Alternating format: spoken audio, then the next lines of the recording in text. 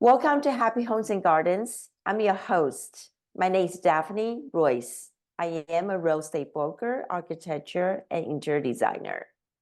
Bobby Bradley is a both professional golfer and professional baseball player. It is quite rare for one person to have that much talent in two very different sports. Let's welcome Bobby and let him tell us about his sports career journey.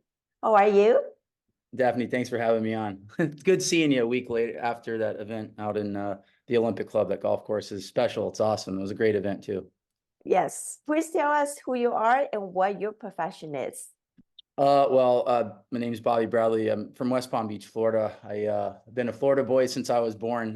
Lived here until 1999. I got drafted out of high school to play professional baseball with the Pittsburgh Pirates. So I was a first round draft pick out of high school and played from 1999 to 2006. And unfortunately, I had 5 surgeries, which caused permanent nerve damage to my pitching hand. So being a pitcher with permanent nerve damage didn't really work out for me. So I had to retire. And I just got really lucky and fortunate that I was at a golf course one day where they had a competition flyer to literally hit a golf ball as far as you possibly can. There's a sport called long drive, and now I've been a long drive professional in the golf industry for the past 18 years. So the rest is history with the golf career. I'm still pursuing, doing these corporate and charity events and competing. It's a lot of fun. So how did you start baseball in the first place? Both my grandfather and my dad played baseball, and I got started early when I was 5 years old, and we didn't have YouTube or social media, and really, you watch the TV a little bit from time to time. So we were always outside playing whatever sport we could play. But my dad had a big passion for baseball, and my grandfather. So I got started at 5, and it was fun. Practice wasn't like a job. I enjoyed practicing and then taking what I had in practice to the game. And we were very competitive and we won a lot. And a lot of my best friends played professional baseball as well. One thing very similar with the baseball and golf was you had to swing. Would that help you? It's two different sports. Well, funny enough, the saying always goes, pitchers are good golfers because they have too much time on their hands. They don't get that, like starting pitchers only have to pitch once every 5 days. But the sequencing of throwing a baseball and swinging a golf club are very similar. So for me, it was really easy for me to translate a golf swing when I competed to throwing a baseball. So I think that's one of the reasons why certain athletes, whether they're quarterbacks or kickers in the NFL or cornerbacks, safeties, they have different types of movement that are very similar to fluidity, where baseball players, a lot of it's a lot more short and compact and powerful, where it's a little bit more difficult to swing a golf club. They can generate power, but they normally don't know where it's going. So certain like hockey players are really good at golf as well. So very similar movements. That's a very interesting theory. Yeah, it is. It was the first time I really struggled as a professional in long drive. I was just off by a little bit. I kept missing it in the same spot, and a guy in the stands yelled something to me where I translated it into baseball. And people that are watching it really won't understand, but maybe they do. I didn't go out of bounds in a competition for 12 years, which I mean, I would say that's got to be a record. Like going out of bounds in a set where you just literally don't hit a ball and play. People do it all the time. So that little tidbit that was put in my ear made a change where I translated that to every single time I stepped on a tee box and competed, and was really accurate. So that helps me out a lot when you see me at charity events. When I'm raising money at charity events, I like to give a nice speech, raise the money for the charity, and then hit a nice golf ball right down the fairway instead of hitting a bunch of balls all over the place. So what is the distance for long drive? It really comes down to the ball speed, the speed of the golf ball, what the guys can produce, because there's so many variables in golf. The wind changes, the ground changes. The ground can be hard, it could be soft, it could be windy, it could be in your face, you could be at altitude. So it really comes down to the speed of the golf ball. And now just the evolution of technology, and these athletes are getting better. You're seeing the numbers jump, and it's crazy to say, like, these numbers that these kids are producing now, which are, you would never in a million years think that they could get to. And I am so slow compared to these guys. And when I say slow, I would be the fastest guy on the PGA Tour and Live Tour, minus the kid that came in second yesterday, Bryson DeChambeau. Bryson is really fast, but really talented athletes. I'm not a spring chicken. I'm 43 now. So these kids that are 20 to 25 years old are bigger, faster, stronger. In your point of view, what are the major differences between challenges of baseball and golf? There's really not. I mean, it comes down to, I think the most successful people in business and sports, they have short-term memory loss. You know, tomorrow's another day. You're going to go out there and you're going to have bad days, and just, you know, you got to rely on your talent and the time that you put into your craft. You know, they say that it takes 10,000 hours to be a master of your craft. And I strongly disagree with golf. So I don't think you can ever master that sport. You know, baseball is very similar. I mean, when you accept that you're not going to have good days, I think it makes the following day a lot easier, knowing that your God-given ability and the time that you put in to your craft will give you that opportunity to succeed. So I think they're very similar, honestly. And like I said, the best players on the planet, they forget about yesterday and they move on. Wow. Did you have other career after you left baseball? Why did you have a golf career? I actually played poker. So for Okay. me, being a pitcher, I was very analytical. I would study the hitters, and I would always pitch to my strengths, even if the hitter had the same strength as where I was pitching to. I always believed in myself, and I was watching on ESPN 2003 World Series of Poker, and I became hooked. And for me, it was more of learning the analytical side of you know, math and competing, and it wasn't physical. It was more of a mental challenge. But for me, I excelled in cards. And so when I did get out of baseball, that was my source of revenue for a very long time, until the government on April 15th, 2011 took away online poker from US players. So Poker Stars in full tilt. And I started an agency a couple of days after that. And you know, the rest has been history. You know, I still play cards from time to time for fun, but that was it was a great mental challenge. It taught me about money management. It taught me how to take a loss as well. Because when I grew up playing baseball, golf, I mean, our teams wanted everything. So I wasn't really the best loser. I wasn't very, yeah, I don't know if I was a sore loser, but I just didn't like it. And I still don't like losing, but you know, at the end of the day, kind of like I said a few minutes ago, every day is not going to be a win for you. And that's what poker taught me. And I just knew that over time, that every dollar I put in, I would get a return on my investment and over time. That's actually not an easy thing to do in poker, right? Yeah, well, the beauty of playing online was the fact that you could play on multiple tables at the same time. When you're playing in live events, you can only be in one place at one time. So the beauty of online poker was that it was a large community. You can have, you know, smaller buy-ins where you're not paying a lot of money. You don't have to travel anywhere. You don't have to worry about your flight, hotel, rent a car, gas, all that stuff. And you can stay in the comforts of your own home and play and scale yourself that way. But it was a fun challenge, and I did really well. And but I made the pivot to going out and raising money at charity events in 2009, and started a business in 2012, where I actually sold that agency in 2017, and now we're bringing back a different agency where we're going out and raising money and entertaining at corporate and charity golf outings. I see. And just curiosity, if you can change one thing in your life, what would it be? People say it all the time. Oh, I wouldn't change anything. The thing that I would change is my work ethic. When it came to being 18 years old, getting drafted, getting a couple $1 million, you know, to play baseball, I felt like, oh, like my God-given ability would just take over, and I would just be able to walk easily into the big leagues and, you know, play however many years. And that was far from the case. Like, you know, I have funny enough, a couple of days ago, I rode my 1,000th ride on Peloton, and it took a little over 4 years to get to that. And if I had the mentality that I had on January 4th, 2020, when I decided to go from 225 or 228 pounds to 178 pounds, as you see me right now, I think I would have done a lot better in professional baseball. But you don't know what you don't know. I had no idea. I signed a contract to go play professional baseball, and it just, I wish I had someone like, they say a bigger brother, or someone that was like a trailblazer that I could look up to that can guide me. You know, I needed more of a mentor, I think, at that time than anything, because when you're 18 years old, you don't want to listen to your parents, even though they probably are right, which they normally are 95% of the time, you know. But that's what I would change, was more of my work ethic and taking that opportunity a lot more seriously. I was serious when I stood on the mound and I competed and pitched against, you know, other teams, but I wish I would have prepared better. You have a son. Would you like him to follow your career path?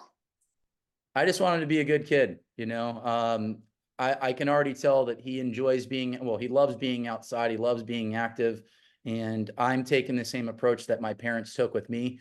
Give him a tennis racket, give him a golf club, give him a baseball bat, give him a glove, you know, let him play a bunch of other different sports.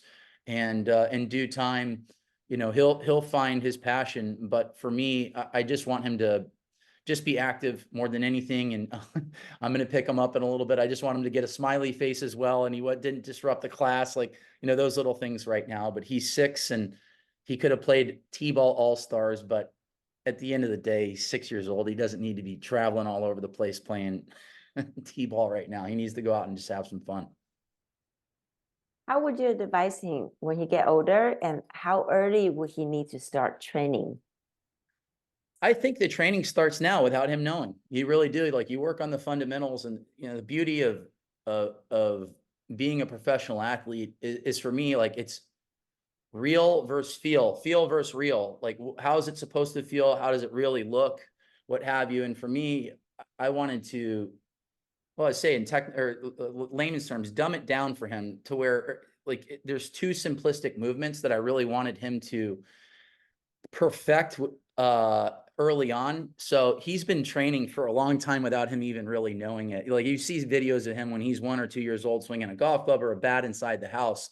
It's really funny to watch. And so he's been training without even knowing it.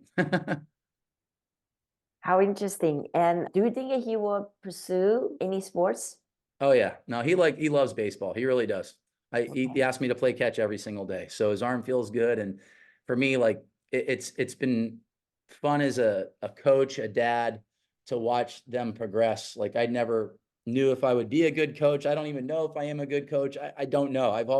It's kind of like when you go to the coaching aspect of sport, it's like, okay, I'm old. You know, like, you know, it's like, I'm older now, like, I'm a coach. And it's kind of, you know, I'm being hard-headed. I still want to be young and be able to compete, but you know, it's life. And right now I enjoy coaching him and watching not only him, but these kids get better and better every single day. And it's amazing how fast they learn as well, whether it's sports or different languages or reading, and their brains are amazing. You know, they're sponges, and it's really fun to watch them progress. Does he speak any language? Well, we got him into Korean Taekwondo, so essentially more than half the time they spoke in Korean. So he was able to do for 2 years, like, you know, counting to 10 and doing all of his well, and I had a different martial art, opinions and katas, as we used to call them. And it's really, really cool to watch. But yeah, Spanish, we live down in South Florida, so he knows some Spanish words. And my beautiful girlfriend who you met, who set this up, she's French Canadian, so her first language is French. So I'm learning as I go as well. How fascinating. Yeah, it's fun. So how much time do you spend on practice?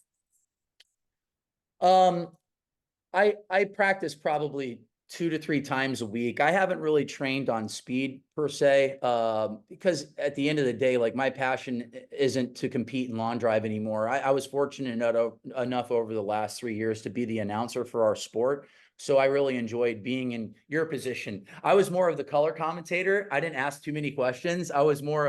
I have 10 screens going on at the same time with numbers popping up and guys hitting golf balls, yelling and screaming, and the girls hitting as well. So I was better at that. But you know, for me, I enjoy sitting in the booth. I really, truly do. I think it's a lot of fun. You know, you could be my partner. You ask all the tough questions, and you know, I just kind of fill in. And what do you like to do other than playing golf? I mean, I like spending time with my son. I really do.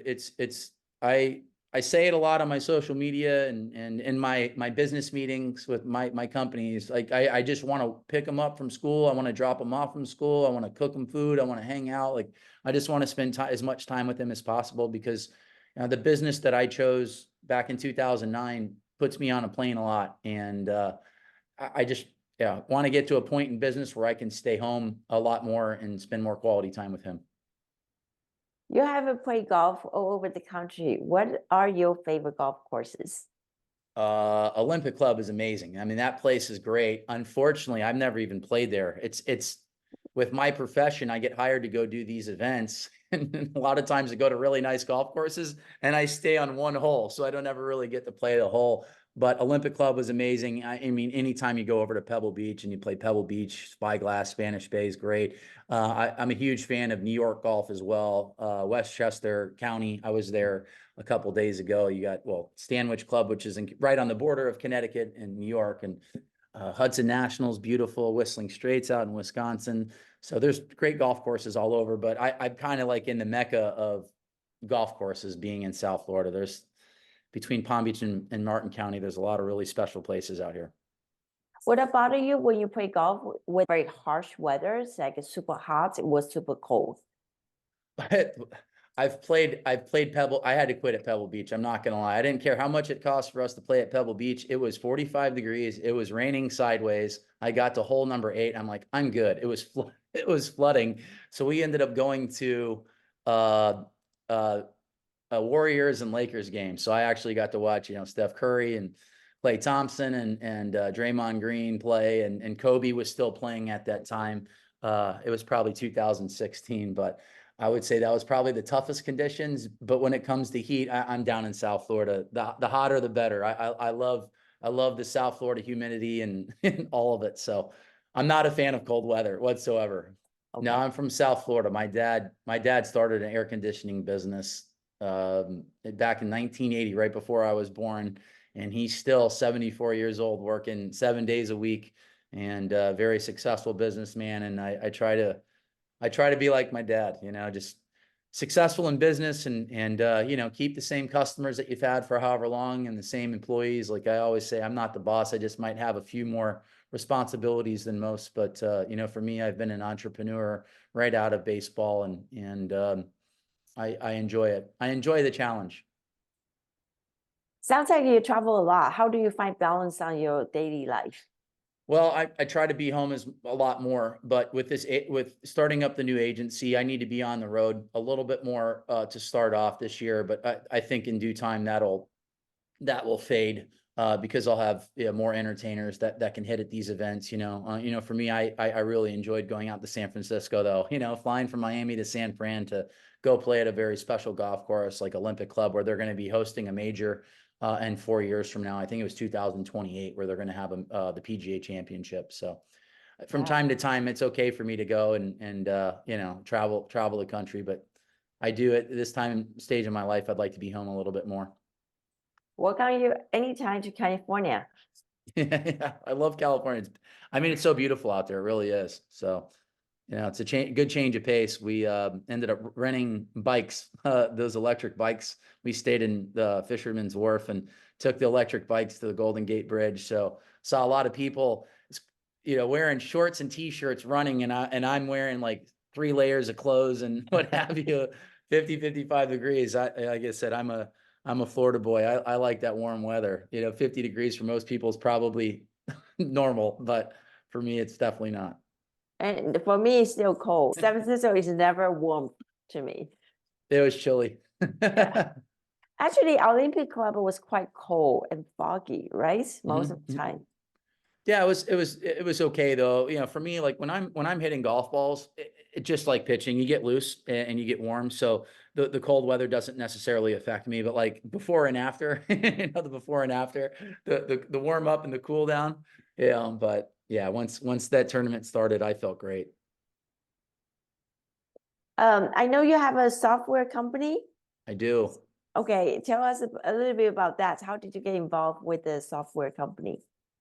To make a really long story short, I did over 3,000 events, entertaining. at events, and I saw technology companies that, were specific to certain aspects of the business. And I felt like with my database that I had, that I could start a software company where I can kind of compile all of those aspects of an event and put it into one spot. So I've been working for close to 8 years, developing and, keeping the clients on board with all the updates. But it's been challenging just because I didn't go to college, which I don't necessarily think if you have to go to college to start a software company, you just got to know the right people. And in due time, I found the right team and have really good people in place. And I feel in the next couple of years, we're going to do some special things that are going to help not only run events more smoothly, but charities raise more money with the platform. So for me, it was more about providing a platform for charities that made it more simplistic for them to run these events and generate more revenue for themselves. Well, San Francisco always the place for Silicon Valley. You got a lot It of talent is. here. Yeah, it is. And, in due time, like, hopefully, selfishly, I get to a point where we get good market share, and, someone offers to take over the business. I mean, that's, that would be a vision of mine. Like I had a vision of it a long time ago. And, I don't know if I want to be in the software space, but I am, like I am. And I just like teaching my son, I love seeing the progression of this business, and know that with patience and tomorrow being another day, that we're going to get to the finish line. And once we get to the finish line, nothing stops. We just keep going. Because there's another race the next day. So, but yeah, I that's the one thing I really enjoy about being an entrepreneur is the challenge. It's more of a mental challenge for yourself. And I said, that's the difference between throwing a baseball or competing and then business. A lot of it's up here. And I think poker really taught me that. It taught me a lot, really did. That's good. That's a very good balance you have there. It taught me about money management too. Like I said, it's crazy. It's crazy what poker taught, because a lot of people just think that, oh, it's gambling, and, you can go down a dark tunnel. But for me, it helped me immensely. It really, truly did. Work hard, eat healthy. Like it was, the quick story was, it was January 4th, 2020. And I was sitting down with one of my best friends, who is one of the top trainers, health trainers on the planet and nutritionist. I mean, he's got more degrees than you can imagine. He's got 5.5 more degrees than me. I have 0.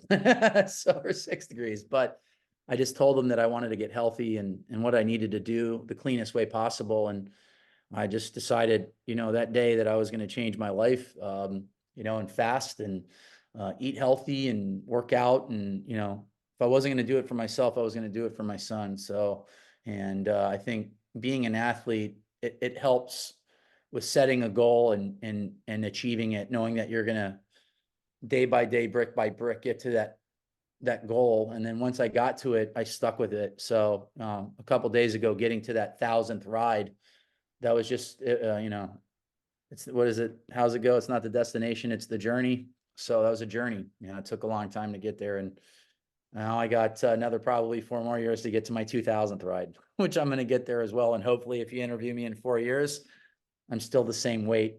I might have a few more gray hairs, but healthy. Was it really hard to eat clean? Yes. Yeah, for about 4 weeks. And then my body got accustomed to eating healthy. Okay. All right. And right now it's, I know this would be delayed, but it's 12:41 my time, Eastern Standard Time, and I haven't had 1 calorie yet. I haven't had anything to eat. I've already worked out.